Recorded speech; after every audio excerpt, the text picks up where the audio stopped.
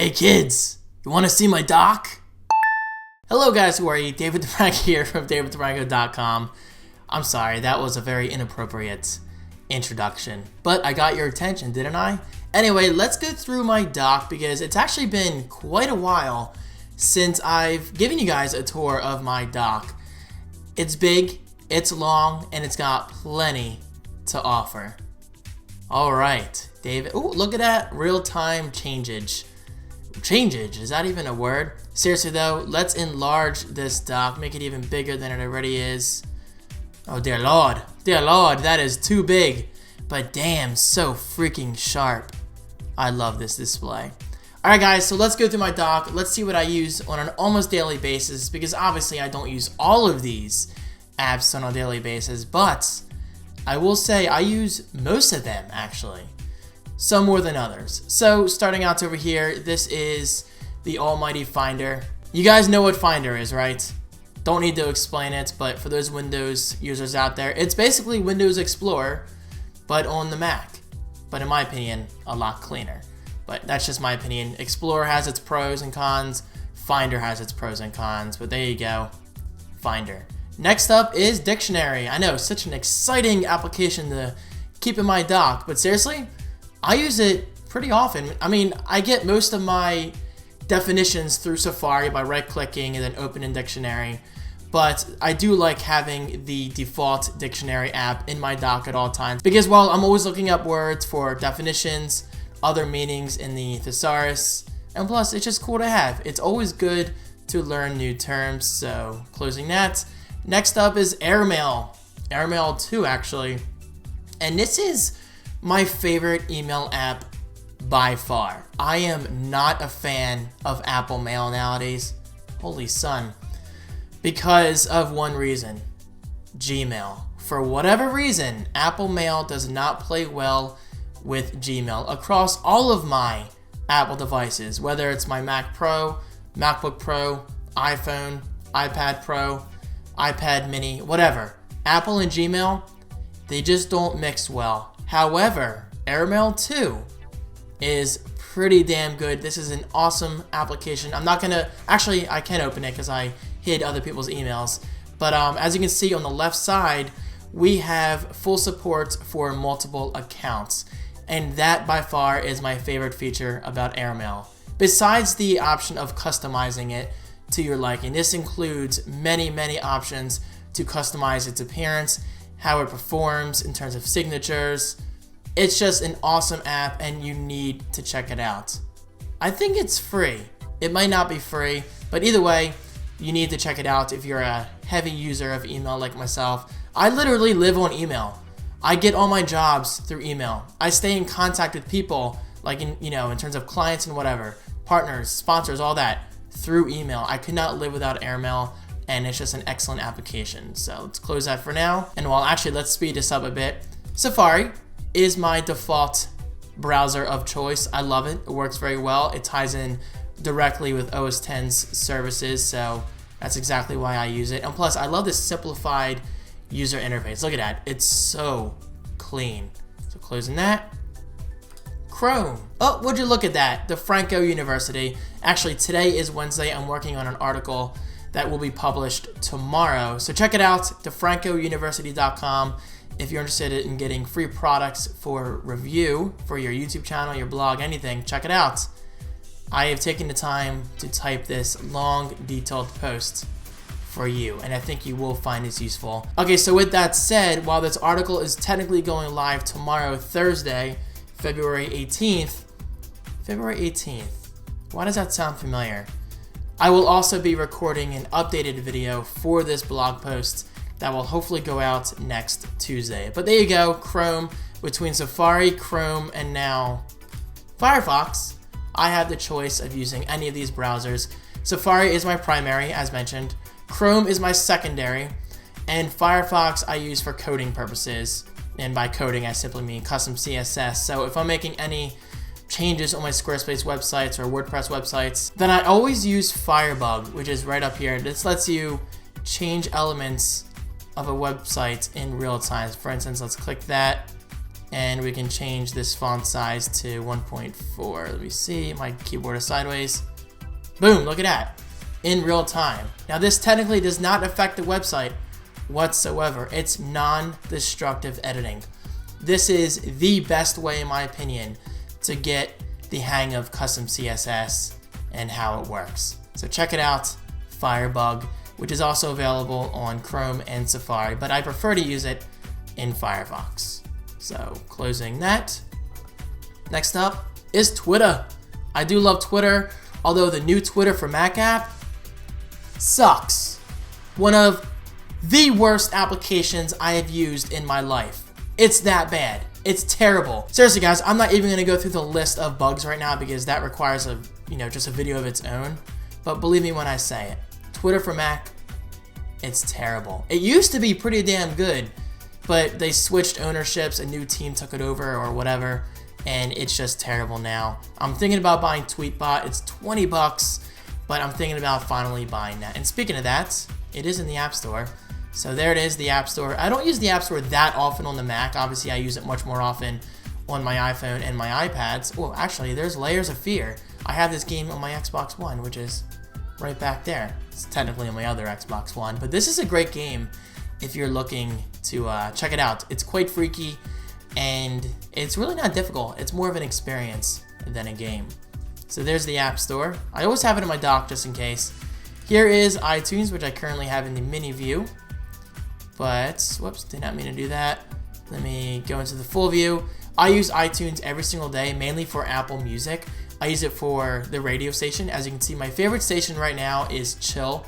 This is very relaxing and chill music. I know, shocking. That I like to listen to while getting some work done. It relaxes me. It gets me in the mood. Not that kind of mood, but hey, if you want to go that route, sure, why not? But anyway, this is my favorite station. I'm just gonna stop talking. And of course, I use it for my own music as well. My current favorite artist is Queen. I have plenty of Queen music, as you can see right there. Of course, I do need more.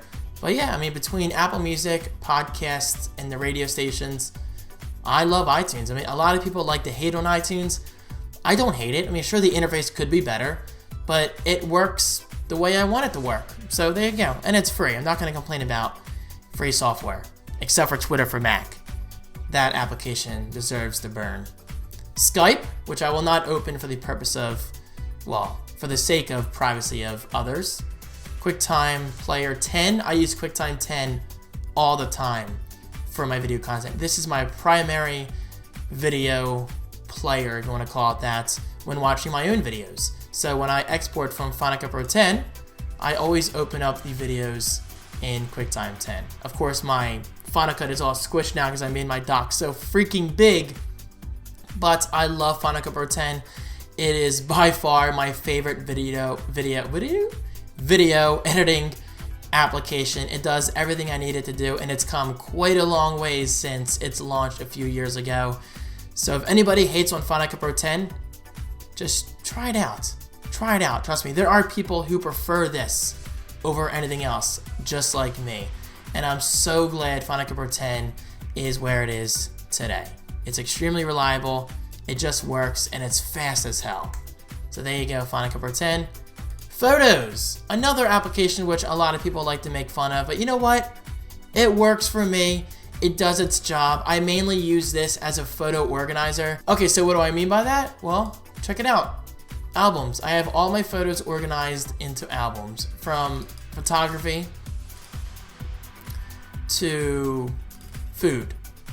I like food. I mean, I don't have a lot of pictures of food, but this works great in full screen. You can go back easily. You can go back to your albums, blah, blah, blah. And animals. This is actually one of my favorite photos. Look at that. Look at my little Mau Mau. He is such a freaking model. And I really, really like the color grading that I applied to this photo. It has that cold, wintry vibe to it, so I think that's pretty cool. Anyway, there you go. Photos. A very basic application, but I just use it to host my photos. Let me close that from QuickTime. Photoshop CC 2015. I love Photoshop. I'm not going to talk about it too much right now, but I use it pretty much every day, and let me just say this. I can't imagine my life without Photoshop. It's just excellent, excellent software. And I get it for just $10 a month. $10 a month. When people complain about Creative Cloud, that blows my freaking mind. You're getting professional grade software for $10 a month with updates, automatic updates. No longer do you have to pay $600, $700, $800, $900 to $1,000 for software. For $10 a month, I'm getting access to the full Photoshop experience. And if you're complaining about that because you like to own your software, you need to consider how much money you're truly saving when you update your software. So there's my rant for today. Next up is Aperture. Wait a minute, David, you still use Aperture? Well, yes and no. As you can see, it's quite slow. It hasn't been updated in years, and actually it's abandoned. Apple no longer supports Aperture, which I don't blame them because they've kind of shifted their focus in recent years. Come on, Aperture, what are you doing? But I still do have it in my dock for the occasional photo edit. As you can see, we're beach balling and pinwheeling to death here. It'll load eventually. Come on, Aperture, you can do it. You can do it. I mean, we only have thousands of people watching right now. I made a jump cut and it's still loading. Might as well go get a cup of coffee or something. Aperture, it's fine. We'll just wait here. We'll just wait here. Oh, there you go. 10 minutes later. No, not really. Maybe like 30 seconds. But still, what the hell? I keep it around because I like the interface and it works pretty well once it loads. Okay, so next up is TextEdit. I'm not going to open this because it does contain a document preview of some sensitive information for clients of mine. But believe me when I say TextEdit, it's great. It does what it needs to. It's a basic word processing application. It's pretty much amazing. I know, a lot of people don't call TextEdit amazing, but I really do think it's amazing. It runs my life in a way. I use it for video notes. I use it for quick notes. I use it for copy and paste when I need to use a clipboard. It's there, and I love it, and I cannot imagine my Mac without it in the dock. I use it that much. So Notes. I love Notes, which is actually saying a lot. I used to not use Notes that often on my Mac, but because it syncs so seamlessly with my other Apple devices, just like TextEdit, I can't imagine my life without Notes. So as you can see right here, I'm currently using Notes for article topics for thefrancouniversity.com, and it's working quite well. Oh, and yes, as you can probably see, I have the check marks next to the articles that I've already published. That's just my way of keeping track of my content. Next up, Pages. I love Pages. I definitely prefer Pages over Microsoft Word. But that doesn't mean I don't like Microsoft Word because I actually have the new version of Word installed.